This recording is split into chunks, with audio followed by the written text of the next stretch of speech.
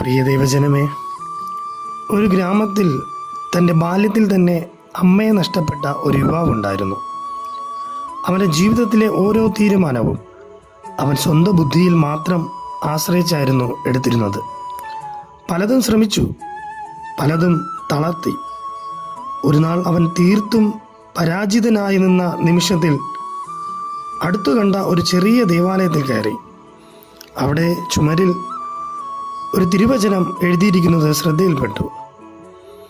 തിരുവചനം പ്രമാണിക്കുന്നവൻ നന്മ കണ്ടെത്തും, യഹോവയിൽ ആശ്രയിക്കുന്നവൻ ഭാഗ്യവാൻ.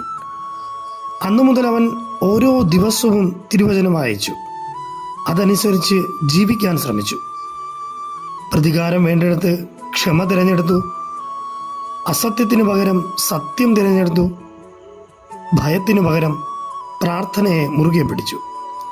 വർഷങ്ങൾക്ക് ശേഷം ആളുകൾ അവനെ നോക്കി പറഞ്ഞു, ഇവൻ ഭാഗ്യവാൻ. അവൻ പുഞ്ചിരിച്ച് മറുപടി പറഞ്ഞു, ഭാഗ്യം എനിക്ക് വന്നതല്ല, ഞാൻ യഹോവയിൽ ആശ്രയിച്ചതാണ്. കർത്താവിൻ്റെ വചനം നമ്മെ ഇപ്രകാരം പഠിപ്പിക്കുന്നു: തിരുവചനം പ്രമാണിക്കുന്നവൻ നന്മ കണ്ടെത്തും, യഹോവയിൽ ആശ്രയിക്കുന്നവൻ ഭാഗ്യവാൻ. പരിശുദ്ധാത്മാവ് നമ്മെ വഴി നടത്തുമാറാകട്ടെ. ആമേൻ.